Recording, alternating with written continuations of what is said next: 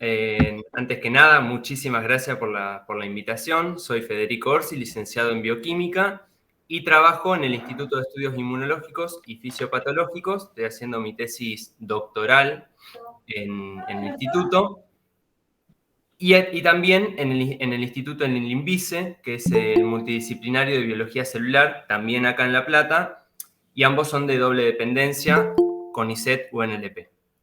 Mi director es Pedro Martín y, bueno, hoy les traigo los avances en la regulación del canal BK por Montelukast y cómo la subunidad accesoria beta 4 puede funcionar como un blanco farmacológico para tener una acción selectiva para el tratamiento de la epilepsia. ¿Sí? Soy además docente en la cátedra de fisiología de acá de la Facultad de Ciencias Exactas. Bien, vamos comenzando. Por una primera pregunta, quería más o menos introducir lo que son los canales iónicos, ¿sí? Son poros de membrana, ¿sí? Macromoleculares, proteicos, y se encuentran tanto en membranas internas como membranas plasmáticas externas de la célula, ¿sí?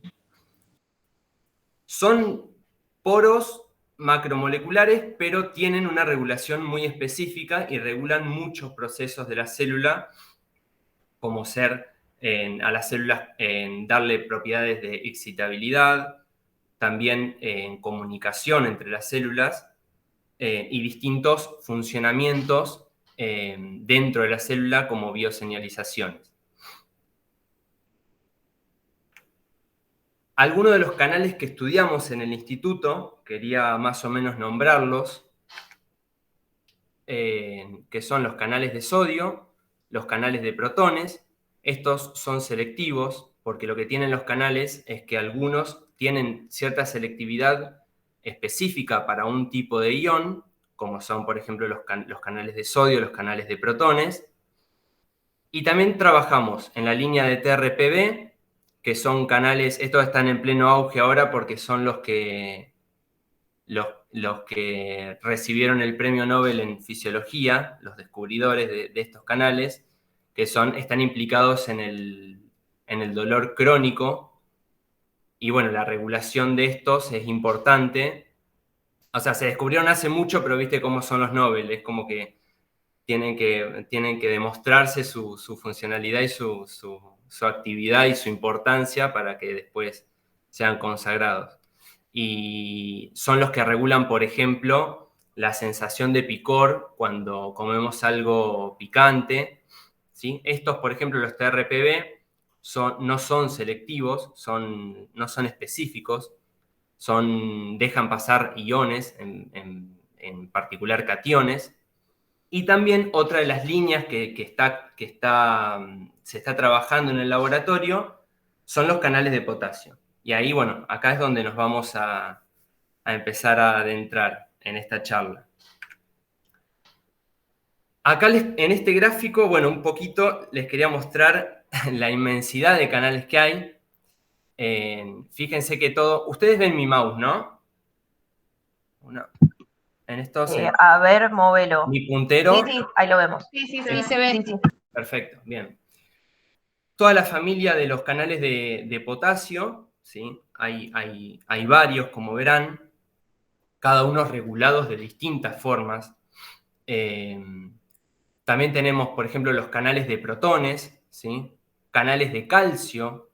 Todos estos son selectivos para un cierto ion. Los canales de sodio, ¿sí? Voltaje operados.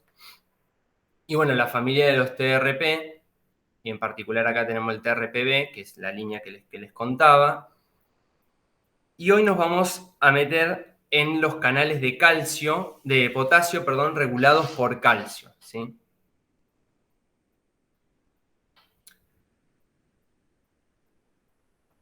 ¿Qué canales qué canales de potasio regulados por calcio? Porque hay varios, ¿sí?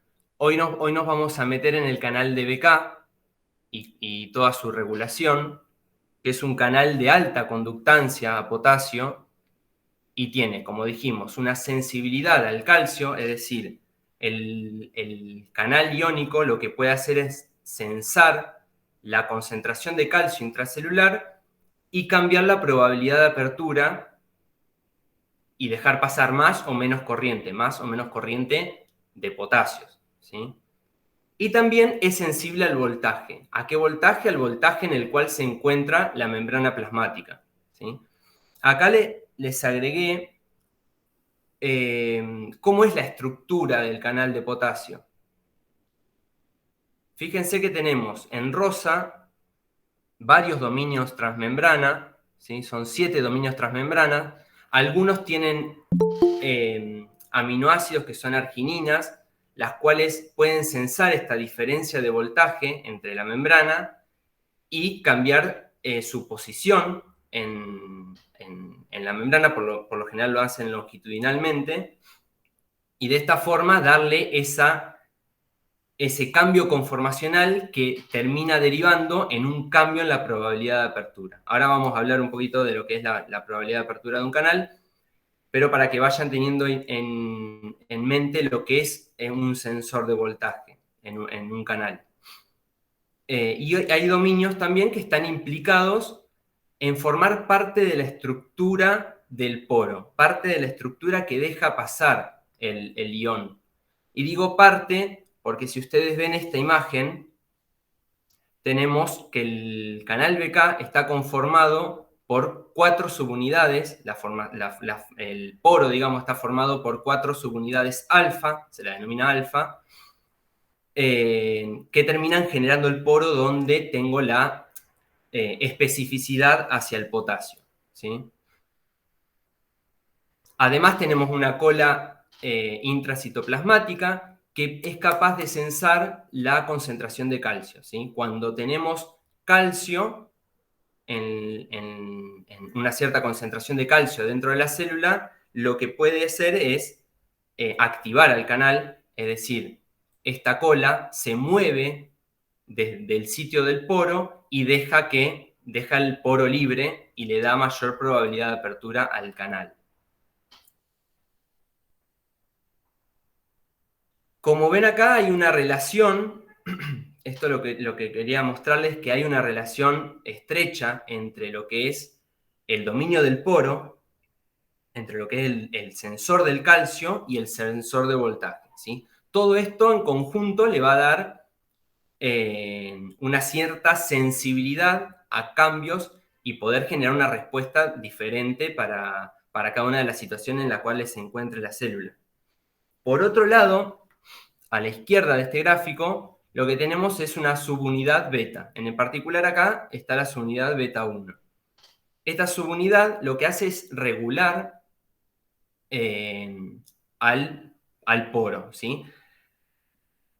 El canal tiene conductancia sin subunidades, pero bueno, cada una de las subunidades lo que puede hacer es regular esa conductancia, regular ese pasaje de iones a través de la membrana, y bueno,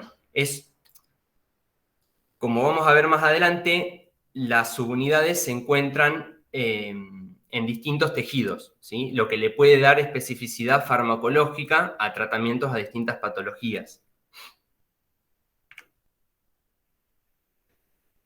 Un poquito les puse acá de las funciones así rápido del canal BK en cuanto al organismo, y es que regulan la contracción, del músculo liso, tienen un control en la cantidad de calcio que hay.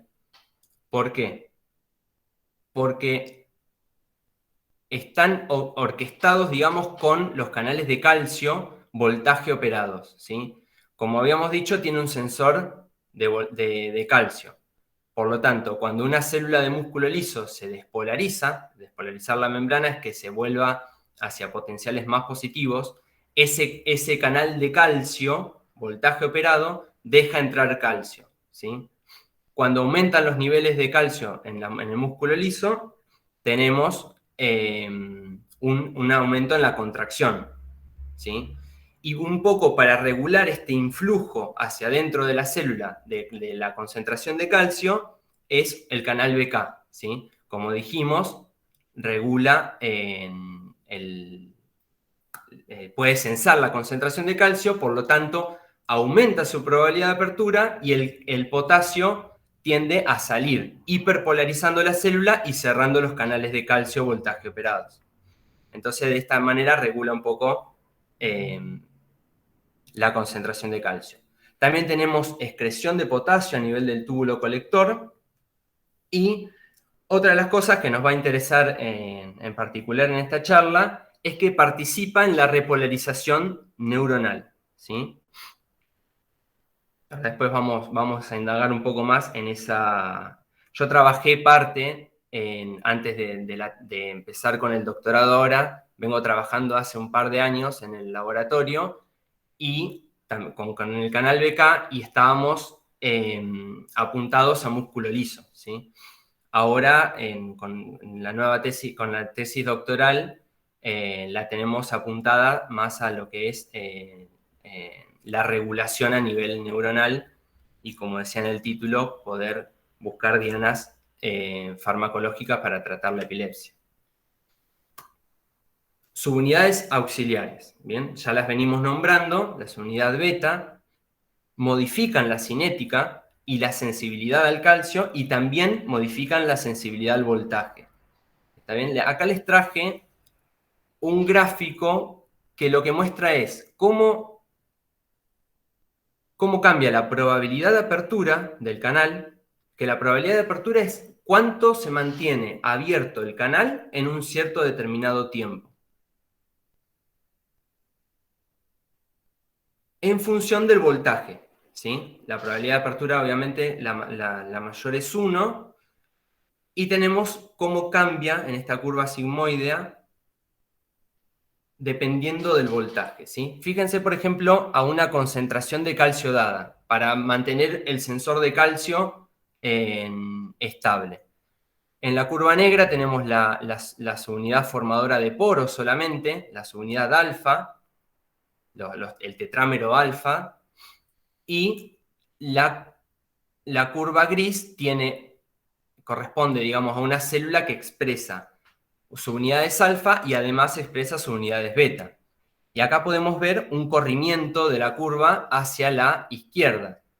¿Qué quiere decir eso? Que para un mismo potencial, fíjense, por ejemplo, para potenciales a menos 50, yo con solamente la subunidad formadora de poro tenía una probabilidad de apertura igual a 0, es decir, en el tiempo no va a dejar pasar corriente ese canal de potasio. En cambio, con la subunidad beta 1, acá ya tengo una probabilidad de apertura aproximadamente de 2, ¿sí? Va a tener una cierta conductancia ese canal. Y un poquito ahora lo que les traía acá es la batería de subunidades. Y algo que es muy, muy importante para el que hace farmacología experimental es que buscar la especificidad de tejido, como les decía, ¿sí? Tenemos, por ejemplo, subunidad beta 1, beta 2, las beta 3 y las beta 4, ¿sí? Expresadas en distintos tejidos. Hay tejidos que también expresan solamente la subunidad alfa. Y en particular tenemos la subunidad beta 4 enmarcada en lo que es el tratamiento de la epilepsia. Es muy importante porque tiene una altísima expresión en neuronas del hipocampo, ¿sí? En las células granulares del giro dentado, después vamos a hablar un poquito más, y en otras partes del hipocampo que son claves para regular los episodios y las crisis epilépticas.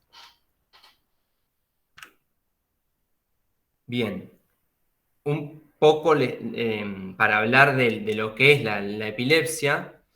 Es un desorden cerebral complejo que se define como una predisposición crónica a sufrir crisis convulsivas. Las causas son multifactoriales, tienen neuronas que se comportan de forma anormal, ¿sí? En cuanto a disparo de potenciales de acción, es decir, son neuronas que se encuentran en un estado de hiperexcitabilidad. Disparan una frecuencia de potenciales de acción mayor de lo que tendrían que disparar. Y eso es lo que te genera la crisis. Los fármacos antiepilépticos lo que buscan es reducir las crisis o la cantidad o evitar que aparezcan, ¿sí? Lo que tiene es que como la epilepsia es una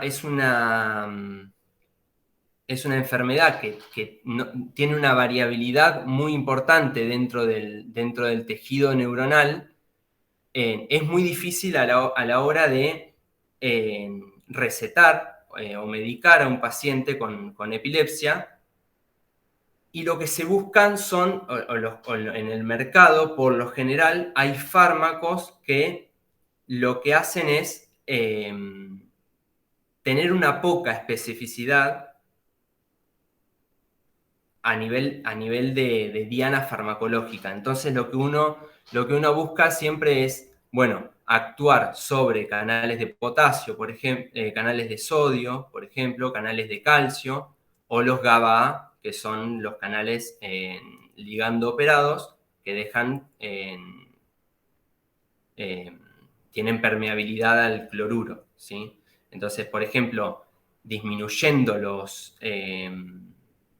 bloqueando, perdón, los canales de sodio, lo que uno hace es atacar a la primera fase del potencial de acción y generar justamente que se retrase esta frecuencia de disparos y tratar de controlar las crisis convulsivas del paciente. Lo que tiene esto es que primero hay un gran porcentaje de pacientes que lo que tienen es que hacen epilepsias refractarias, ¿sí? Son pacientes que no responden a los medicamentos normales o medicamentos que están en el mercado. Y bueno, para esos pacientes hay que buscar alternativas y dianas más específicas. Además, lo que tiene esto de usar una batería de fármacos que son de poco específicos es justamente los efectos secundarios, los efectos adversos, ¿sí? Muchas veces son muy graves y bueno, es un poco a lo que apuntábamos con el trabajo que estamos haciendo es reposicionar fármacos para empezar a utilizarlos para el tratamiento de la epilepsia y evitar todos estos efectos como somnolencia y episodios tienen como crisis cognitivas y demás cosas que pueden generar efectos secundarios muy graves. Ahora bien, hablamos de las neuronas y del canal BK. Como ven acá, tienen un potencial de acción, el cual, como sabrán, se dispara, es un cambio en el potencial de la membrana, ¿sí? Que es a todo o nada, y está regulado por canales iónicos, ¿sí? Estos canales, lo primero que hacen es, tenemos una apertura cuando se llega a un umbral de despolarización de la membrana en la neurona, tenemos un disparo, una apertura de canales de sodio que te generan la despolarización hasta aproximadamente más 40 milivoltios, y luego tenemos la apertura de canales de potasio que repolarizan la membrana, ¿sí? A nivel del sistema nervioso central, el canal BK presenta tres fenotipos principales, ¿sí? Dos tienen cinéticas muy rápidas. La cinética es la velocidad con la cual el canal cambia su conformación para dejar pasar las corrientes. Entonces tenemos dos de cinéticas rápidas que están asociados solamente a subunidades alfa o a subunidades alfa más beta 2. ¿sí? Por lo tanto, aumentan la excitabilidad de las neuronas. ¿Por qué la aumentan?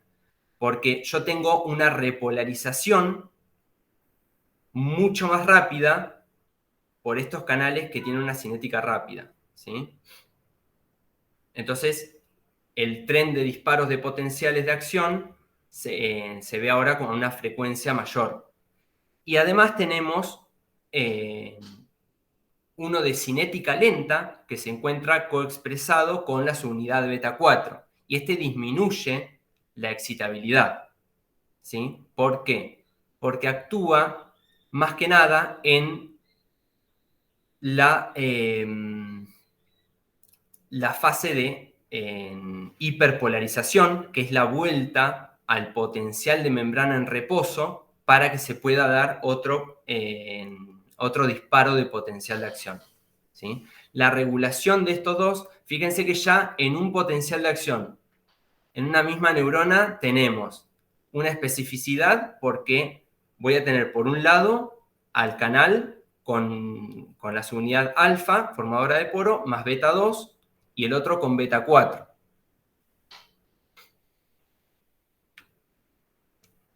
Bien. Ahora, ¿cómo se hace en un laboratorio de electrofisiología para estudiar, caracterizar, ver si una droga regula un cierto canal o no? ¿Cómo lo hace?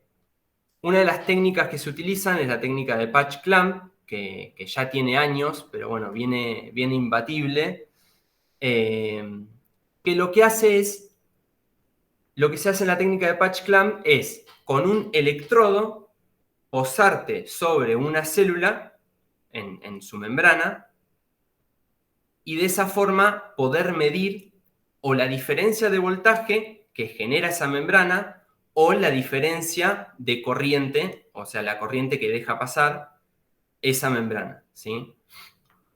Como ven, tenemos distintas configuraciones.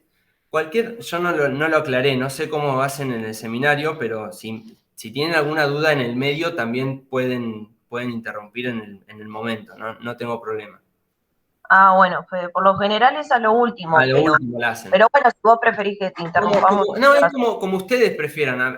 Yo lo aclaro porque no me molestan Bueno, en lo dale, absoluto, gracias. pero Bárbaro, a Fede. veces las dudas te surgen y más cuando tenés técnicas así que por ahí no se vieron. Bueno, Entonces, tenemos distintas configuraciones en la técnica de patch clamp y una de ellas es la primera, digamos, es la de Cell Attach, que es solamente posarte con la micropipeta de vidrio. Esto que ven acá, este triángulo, es una micropipeta de vidrio que la forma un equipo. A partir de un capilar, uno puede setear las temperaturas a las cuales ese capilar se va a cortar a la mitad y obtener el grosor de punta que uno desea, ¿sí? Son pipetas que se pueden cargar con la solución que uno desee y van en el equipo dentro van sumergidas, digamos, en el electrodo de plata cloruro de plata. De esa forma podés, por medio de un electrodo a tierra, podés medir la diferencia de voltaje que se genera entre ambos lados de la membrana, ¿sí? Una vez que estamos posados sobre la célula, lo que hace uno es una ligera succión, una succión constante, por medio de una manguera que está conectada a la micropipeta, y de esa forma generar sería una presión negativa, que lo que hace es que se genere un contacto estrecho entre la membrana y el capilar de vidrio. Acá está amplificado y en ese momento te queda un parche, de ahí el nombre de la técnica, te queda un parche de membrana en el cual uno tiene expresado canales en ese momento, ¿sí? Y de acá, de esta configuración, que uno generó lo que se llama un gigasello, ¿sí? Un gigasello viene de la resistencia que genera, ¿sí? Porque estamos hablando de corrientes, ¿sí? Corrientes y voltajes. Por lo tanto, cuando uno se posa sobre la membrana, ahora voy a tener una resistencia a la corriente que está dada por el canal iónico, porque por la membrana no pueden pasar los iones, ¿sí? Entonces, al principio, cuando estoy recién sumergiendo la micropipeta en mi bacha con células, voy a tener una resistencia muy baja, porque los iones pueden pasar sin ninguna resistencia, ¿sí? Cuando me poso sobre la membrana, ahí voy a ver la resistencia, que es en gigaohms, de ahí viene el gigasello, y ese sello tiene que ser estable, ¿sí? En este momento, este momento es crucial y es clave porque te genera un sello que va a durar durante todo el experimento online, ¿Te ¿sí? puedo Sí, interrumpir un segundo, hacerte una pregunta? sí, cómo no. ¿Cómo, cómo te garantizás que entre? Porque el esquema muestra como que entra un canal por el poro de la pipeta, pero No lo eso garantizo. es esquema, me imagino Es que es esquemático, imposible, sí. ¿no? Sí, sí, sí. Hay distintas técnicas, como ven, a partir del gigasello. Tenemos, por ejemplo, en whole cell, ¿sí? Que es en célula entera. Ahí haces una succión más corta y más fuerte, y uno lo que hace es romper esa membrana, ¿sí? Y ahora tu solución intracelular que habías inyectado en el capilar pasa a ser la solución que tiene, digamos, sería la solución intracelular. Y uno mide la diferencia de voltaje de toda la membrana de la célula, ¿sí? Tu vidrio pasó a formar parte de la célula. Y ahí medís toda la cantidad de corrientes. Ahora, cuando vos tenés la configuración de inside out, que lo que uno hace es directamente cuando te posás con el micromanipulador, subís un poco la micropipeta y lo que haces es arrastrar un pedazo de membrana. Todo esto aclarando de que las células se encuentran pegadas en el vidrio y ahora después también les agregué una foto. Uno en inside out, con las resistencias que generás y con el diámetro de la pipeta que se genera, puede llegar a ver corrientes de canal único, ¿sí? Acá no traje porque tenía, mirá, pero está muy buena la pregunta.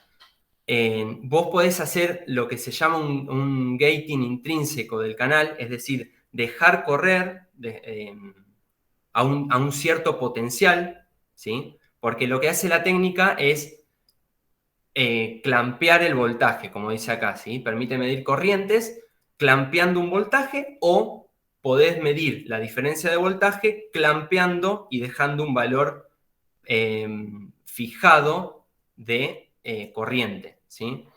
Por lo general, todos mis registros y los registros que van a ver acá son en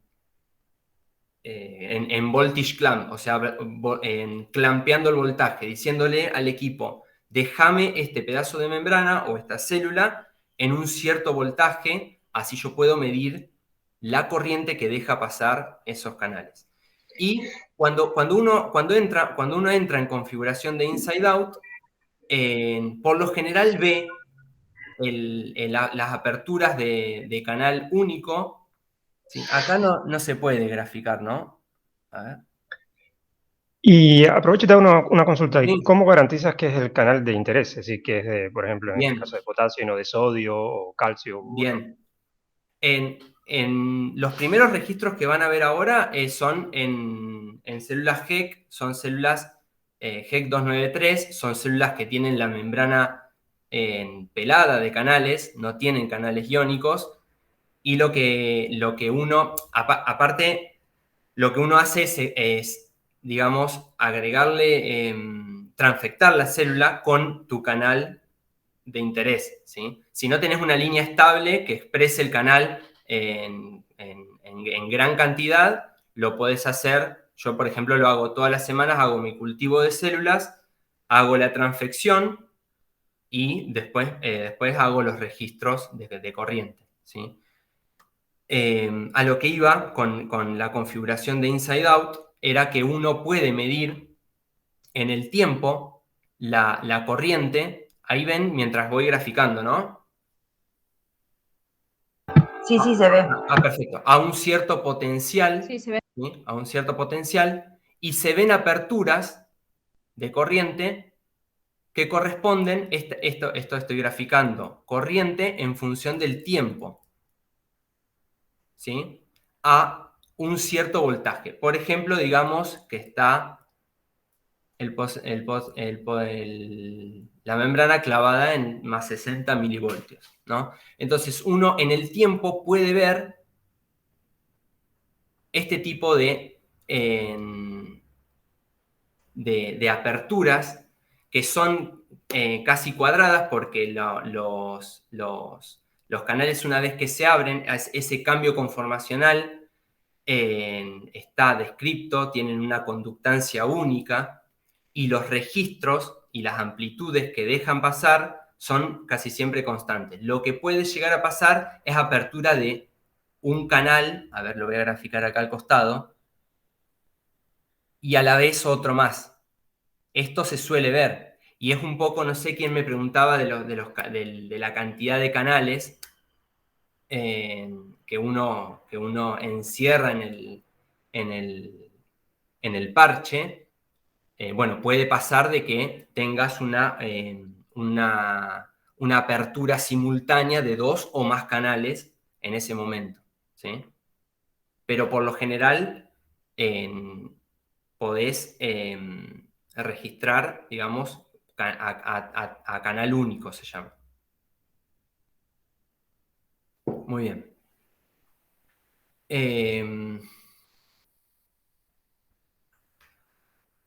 Contestándole, no sé quién me había, yo no veo a nadie, perdón por decir así, pero no sé quién me había consultado sobre el tema también de saber qué canal estás registrando. Y eso es verdad, es una duda que a mí me surgió al principio también, que es como no... una de las cosas es, tenés esto que yo te digo, de regular vos la expresión del canal de tu célula, y otra es que cuando uno registra, cada canal tiene la característica específica, y las corrientes que describen y las cinéticas con las que abren y con las que se desactivan son muy específicas y están en bibliografía. Entonces vos sabés qué tipo de canal con qué tipo de canal estás tratando. Ahora yo sigo y esto queda... Ah, no, bien. Esto un poquito lo contesta. Acá les traje esta foto porque por ahí es difícil imaginarse una micropipeta, pero bueno, parte obviamente está desenfocada porque viene bajando desde la solución hacia la célula pegada en el vidrio, y acá tenemos, que son la mayor cantidad de registros que tengo, son en células HEC 293, como les decía, transfectadas con la subunidad que quiera medir en ese momento. Si puede ser con alfa beta 1, con alfa beta 2, con alfa beta 3, con alfa beta 4. Y además lo que hago es agregar un plásmido de gen reportero, ¿sí? Entonces yo con un microscopio invertido que tenga fluorescencia puedo ver, yo las transfecto con GFP y puedo descartar los falsos positivos. Porque si no, imagínense tratando de pachar cualquiera de estas células y tener que andar adivinando cuál expresó tu canal. Entonces, lo que hacemos como estrategia en el laboratorio es agregar plásmido GFP en mucho más diluido que el canal, ¿sí? Entonces, bueno, la que transfectó el GFP por lo general y no falla, y hay muy pocos falsos positivos, muy rara vez cuando vas a pinchar una célula verde no tiene corriente, tuvo que haber pasado algo en la transfección, pero bueno, no suele fallar. Bien, ¿cómo se ven estos registros? Acá les traje unas animaciones para empezar a visualizar cómo se pueden observar estas corrientes, ¿sí? Lo de abajo estamos viendo el voltaje en función del tiempo, ¿sí? Y arriba la corriente que dejan pasar una sumatoria de canales. Por ejemplo, esto es en House, ¿sí? Fíjense que el equipo es capaz de clampear el voltaje. Yo lo tenía en un voltaje de holding, ¿sí? Un voltaje por lo general es 0 o el voltaje que vos quieras. Este es un protocolo que vos armás en la PC, lo seteás y la unidad es capaz de justamente clampear el voltaje a un cierto determinado tiempo, ¿sí? Y después volver al holding. Y entonces uno puede estudiar las aperturas de los canales y las corrientes que deja pasar en ese tiempo. Fíjense cómo acá, esto pasa así en el online, vos vas viendo una cinética de apertura, ¿sí? Llega a un estado en el cual quedan estacionarios los canales y luego tienen una deactivación. En este caso, la deactivación no se ve muy bien porque está en modo de House set, pero tienen una caída de corriente, acá se ve una caída abrupta, pero pueden llegar a tener una caída más lenta, ¿sí? Que es una deactivación, es el pasaje de la conformación del estado abierto al cerrado, y en esta primera parte del cerrado al abierto. Este es otro protocolo, ¿sí? Que estos se llaman corrientes de IB, ¿sí? Acá en esto lo que estamos viendo es justamente un tren de potenciales al cual yo quiero medir cómo se comporta mi canal, más pensando de que son canales voltaje operados. Entonces yo quiero tener varios puntos de voltaje para ver cómo responde a la cantidad de corriente que deja pasar, ¿sí? Y fíjense que en los potenciales más negativos o incluso 0, las corrientes son casi nulas. Pero cuando empezamos a tener potenciales más positivos y despolarizados en la membrana, los canales comienzan a responder. Y esto se puede graficar, ¿sí? Si yo trazo una curva, yo por lo general hago la media de estas corrientes justo en el estado estacionario, puedo graficar en función del voltaje al cual se está aplicando las curvas IB, ¿sí? Estas curvas IB lo que tienen es que a potenciales muy hiperpolarizados, potenciales negativos, las corrientes son 0, ¿sí? Para los canales de potasio, los BK. Pero cuando comienza a llegar potenciales despolarizados o más positivos, comienzan a aumentar la probabilidad de apertura. ¿Hasta cuándo? Hasta que rectifica la corriente, ¿sí? Y voy a tener en esa rectificación una probabilidad de apertura mayor. ¿Yo qué estoy midiendo? Acá les puse la ecuación. Corriente, ¿sí? En función del voltaje. Este es el potencial de reversión del ion, es decir, el que sale desde la ecuación de Nernst. Depende de las concentraciones que tengo, extracelular e intracelular. Entonces, por lo general, no tendría que cambiar, porque las soluciones no las cambio. Y el pasaje de iones a través del canal no genera un cambio en el seno de cada una de las soluciones. Es muy ínfimo el cambio de concentraciones. Este N es el número de canales, la probabilidad de apertura, como venimos hablando, y esta G chiquita o gamma es la conductancia unitaria del canal. Tampoco tiene que cambiar. N tampoco va a cambiar porque no expresa más en el tiempo online que yo estoy haciendo el registro. Y la probabilidad de apertura te da este cambio, ¿sí? Con el voltaje hasta que se hace la mayor. Y todo esto se hace constante y solo depende del potencial al cual vos estás clampeando tu membrana, ¿sí? Entonces se hace lineal. Bien, otra de las cosas que podemos hacer con estos gráficos, una es tener la IB, ¿sí? Que te representa el comportamiento del canal. Y otra es obtener la conductancia G máxima, que es el producto de la cantidad de canales, la probabilidad de apertura del canal y la conductancia unitaria del canal. Eso me da la G mayúscula, la conductancia macroscópica del canal, y tienen estas formas sigmoideas.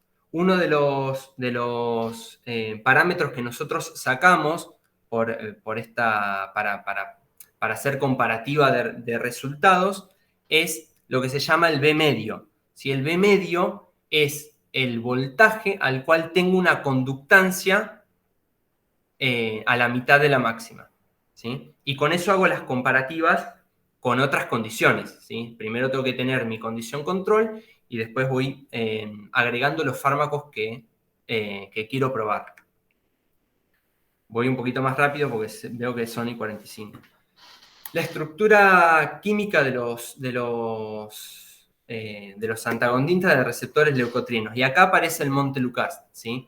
Como resultados previos, lo que se había visto es que los leucotrienos, ¿sí? En particular el leucotrieno B4, es capaz de unirse al canal, activarlo y encima en condiciones que expresan su unidad auxiliares beta.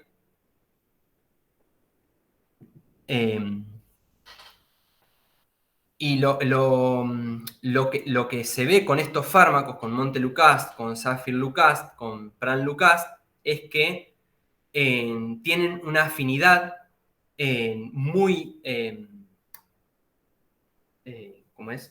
parecida a la del leucotrieno B4.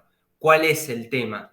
Que buscar fármacos que son estructuras químicas que tienen mayor estabilidad en el organismo, obviamente es mucho mejor que administrar leucotrieno B4, que es endógeno y tiene una viabilidad mucho menor, ¿sí?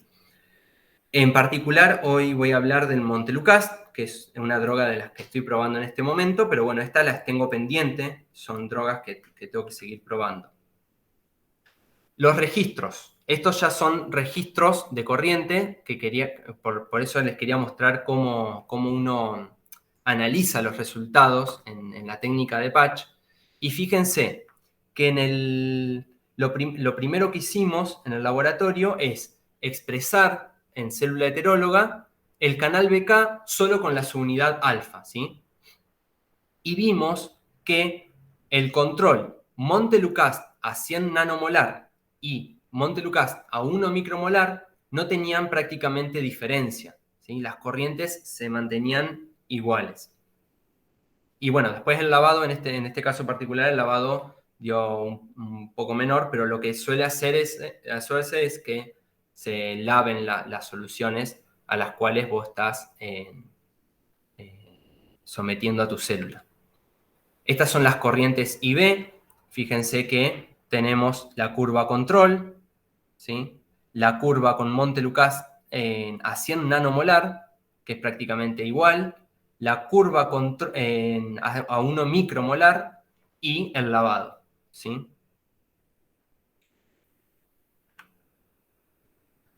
Las curvas de conductancia, ¿sí? Después estos datos se pueden, lo que hacemos es pasarlos a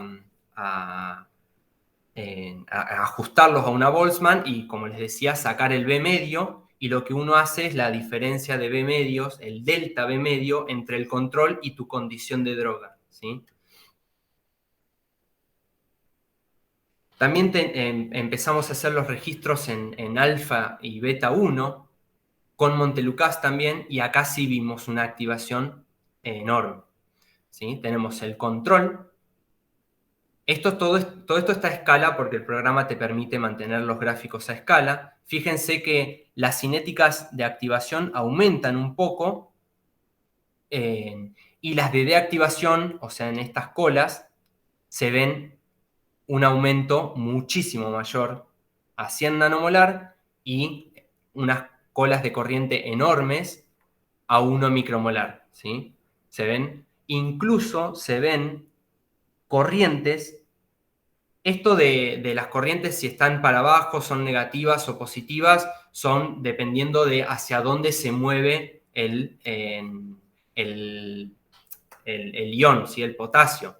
cuando pasás por el potencial de reversión, justamente es el cambio de direccionalidad del canal del potasio de un lado hacia el otro de la membrana, ¿sí? Por eso los cambios bruscos de corriente. Y bueno, vemos que la deactivación en control es casi instantánea, y en las condiciones de Montelucas la cinética se hace mucho más lenta, muchísimo más lenta. Y acá tenemos el lavado. Esto es acá tenemos les traje lo que uno ve online, si temporalmente vas viendo cómo aumenta la corriente hasta esto se tiene que llegar a una condición control que esté estable, ¿sí? Que la corriente se mantenga siempre igual y estable en el tiempo. Cuando te repiten 2 o 3 puntos, uno abre la siguiente vía y tu fármaco en la concentración que vos lo preparaste baña a la célula, ¿sí? En el caso de Montelucas, entra a la célula, entra en contacto con el canal y lo regula.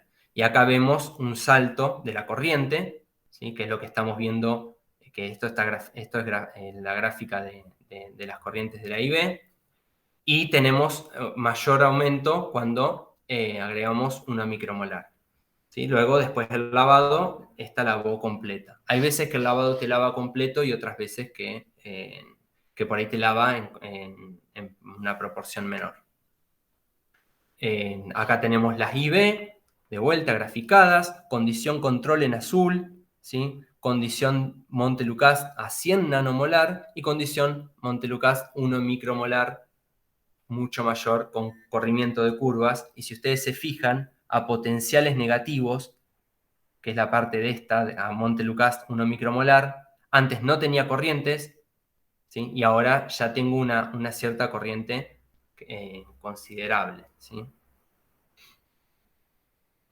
Otra vez, bueno, de vuelta las conductancias. Fíjense que las conductancias del control son estas, las curvas sigmoides, y tenemos Montelucas a 100, tenemos un desplazamiento de la curva hacia la izquierda, y a 1 micromolar aún más todavía. Entonces, uno lo que puede medir de vuelta es el B medio, y el delta B medio, y hacer la comparativa entre el control 100 nanomolar y entre el control y 1 micromolar.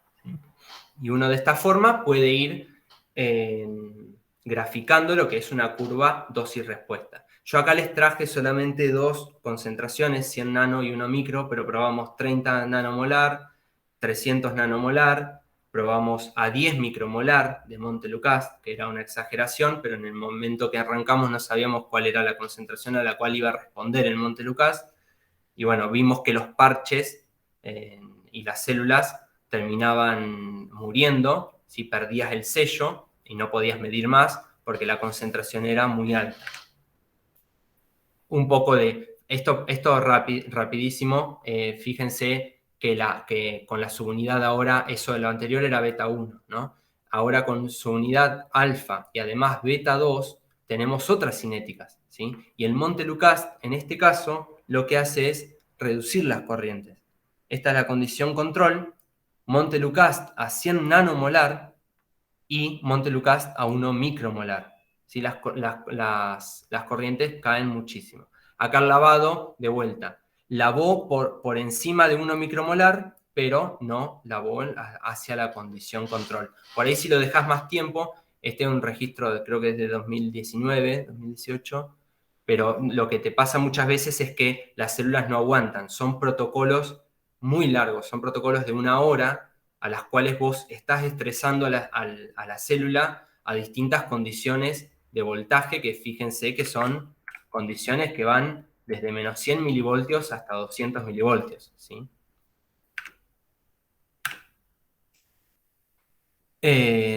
Y bueno, acá las IV de nuevo, como caen las curvas de conductancia. Bueno, estas conductancias no están normalizadas contra la conductancia máxima, por eso tenemos distintas... las sigmoideas no terminan en el mismo valor de conductancia. Y alfa y beta 4, ¿sí? De vuelta, tenemos, Fíjense, en esta condición les traje una de control, 100 nanomolar. Fíjense que la cinética con beta 4 es mucho más lenta, es muy paulatina la activación, ¿sí? Por eso los protocolos son un poquito más largos. Más largo estamos hablando de, en vez de 150 milisegundos que dura esto, pasarlo a 300 milisegundos, ¿sí? Son cambios conformacionales hiper rápidos. Y bueno, acá tenemos el lavado. Esta condición les quería traer para que vean también el sensor de calcio, ¿sí? Fíjense cómo cuando someto a la célula a 500 nanomolar de calcio, las corrientes son enormes, ¿sí? Porque estoy activando el sensor de calcio, ¿sí? Ahora no sé cómo borrar, quedó todo eso graficado ahí, pero bueno, estas son las IB del caso anterior, de beta 4. Fíjense de vuelta, están planchadas no tengo corriente, a potenciales negativos, y cuando empiezo a ver concentraciones más altas, corrientes más altas, en azul la condición control, 100 nanomolar, y esta es la condición de calcio, ¿sí? En calcio, fíjense que al principio no tengo corriente, todavía lo tengo que llevar a potenciales aún más negativos, tengo que someter la célula a potenciales muy negativos para ver el efecto de activación. Fíjense que acá comienza a aumentar la probabilidad de apertura.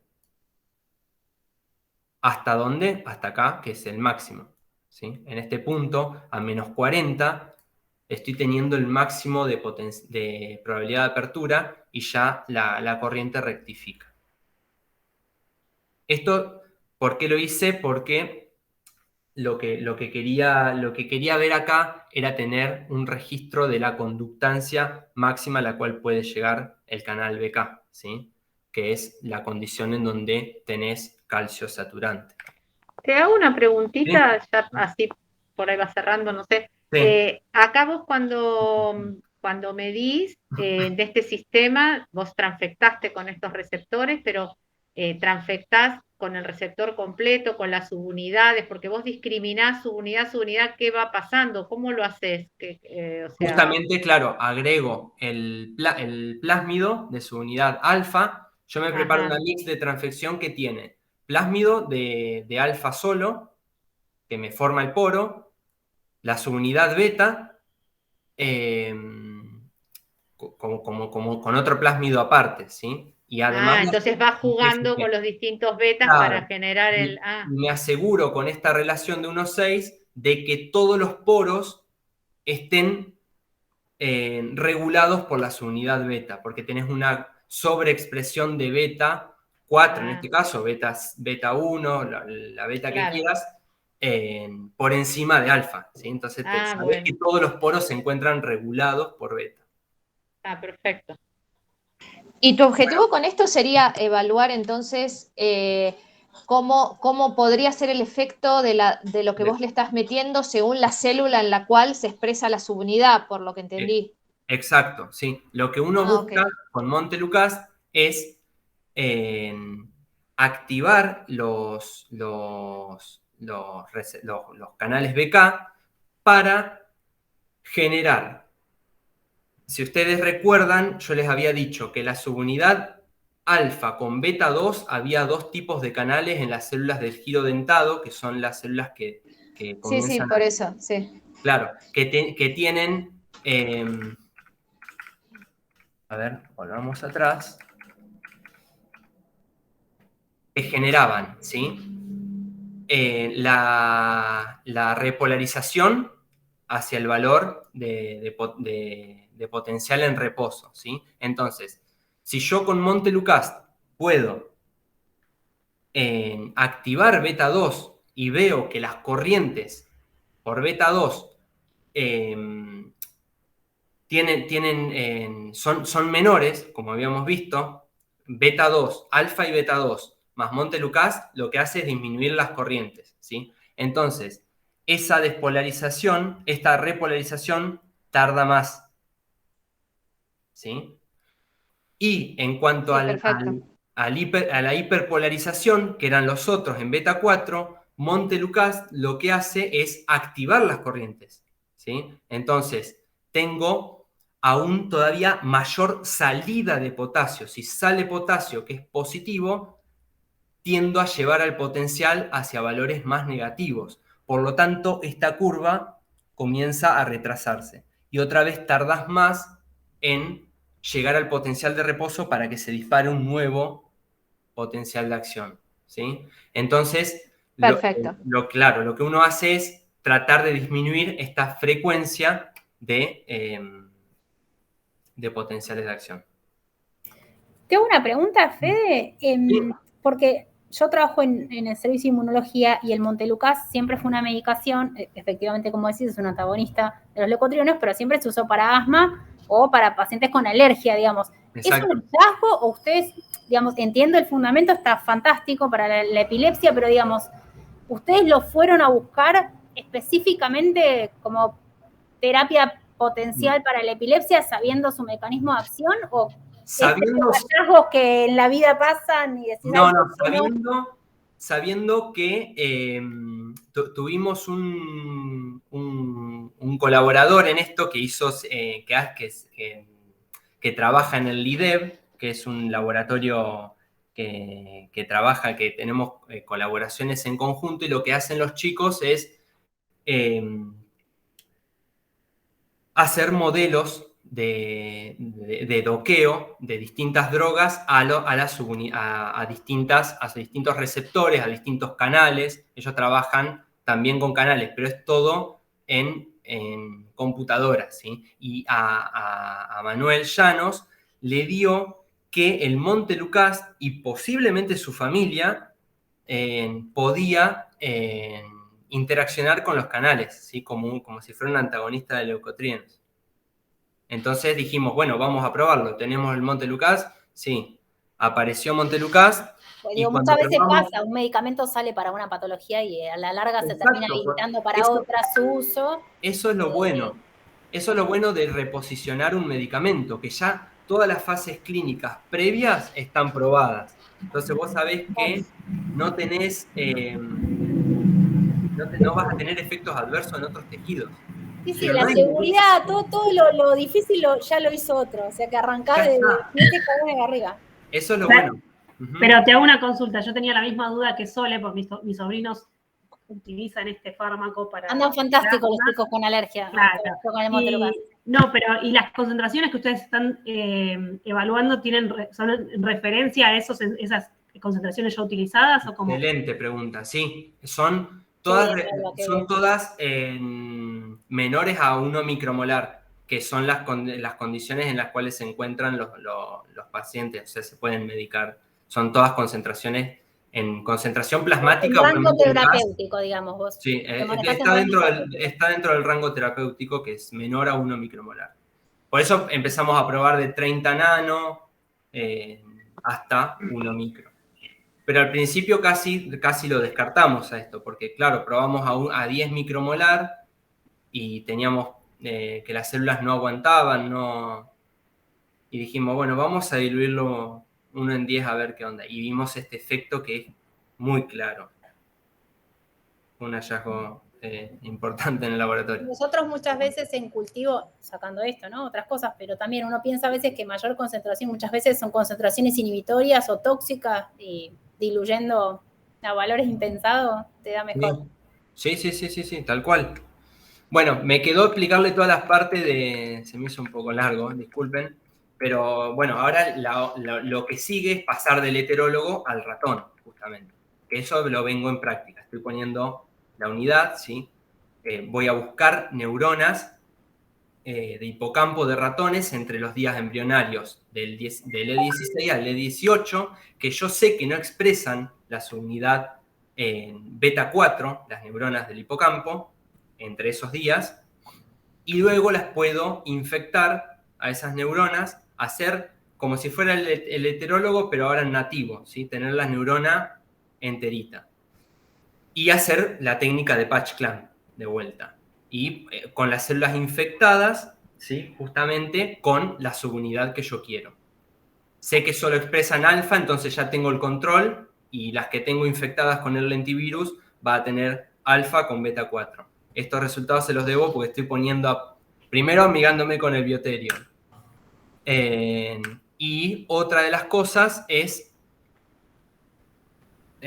rapidísimo, hacer registros en slice de cerebro de ratón, ¿sí? También, trabajar sobre rebanadas, localizar la zona del giro dentado, ¿sí? Que es donde mayoritariamente se producen los cuadros epilépticos, aunque sean los refractarios. Y acá no sería la técnica de patch clamp, sino la de field potential, que uno mide el campo, el voltaje de campo que se genera por el disparo neuronal, sin haber tocado el tejido. Lo puede hacer como de la forma que ven acá, con 2 electrodos a la derecha, no se ve mi mouse, acá, con 2 electrodos a la derecha, yo sé la disposición de las neuronas. Las células granulares se disponen. En esta parte disponen los somas, ¿sí? Y las dendritas hacia este lado. Entonces reciben toda la información de la vía perforante, y yo lo que hago acá es clampear la corriente. Es decir, ahora no clampeo el voltaje como en patch clamp. Lo que hago es, con un estimulador, hacer descargas eléctricas como si el cerebro estuviese recibiendo información, y esas entran y hacen todo el circuito del giro dentado, ¿sí?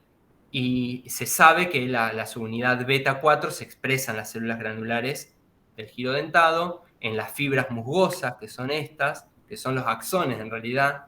Se los denominan fibras musgosas porque cuando lo ves al tejido se ve como un tejido fibroso, y hacen sinapsis con las células C3 y demás, que también expresan. Entonces, bueno, la idea es ahora ver esto, ¿sí? Si pongo el electrodo de este lado, del lado de las dendritas, bueno, voy a medir los potenciales posinápticos excitatorios, ¿sí? Y me tendría que cambiar la pendiente al agregar Montelukast, ¿sí? Y, por otro lado, lo que uno puede medir con esta técnica es la sumatoria de potenciales de acción, que los llaman potenciales de pico, ¿sí? La sumatoria de potenciales de pico, que es el área bajo la curva, y esto también se tendría que reducir porque estaría reduciendo la cantidad de potenciales de acción que se disparan. Bueno. Buenísimo, Fede. Muchas gracias. Bueno, muchísimas gracias. Estamos Muchas haciendo gracias, las sí. preguntas en el camino. Está, a ver. Ahí está, ahí los veo.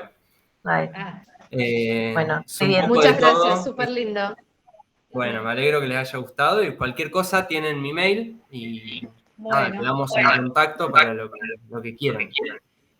Bueno, Fede. Gracias. Aprendimos por mucho todo. de un tema que Aprendió no del sabíamos. electrooficio. Claro. No la técnica de Patch Clamp. Bueno, gracias. Gracias por Bueno, todo. Fede. Vino. Muchas gracias. Muchas gracias.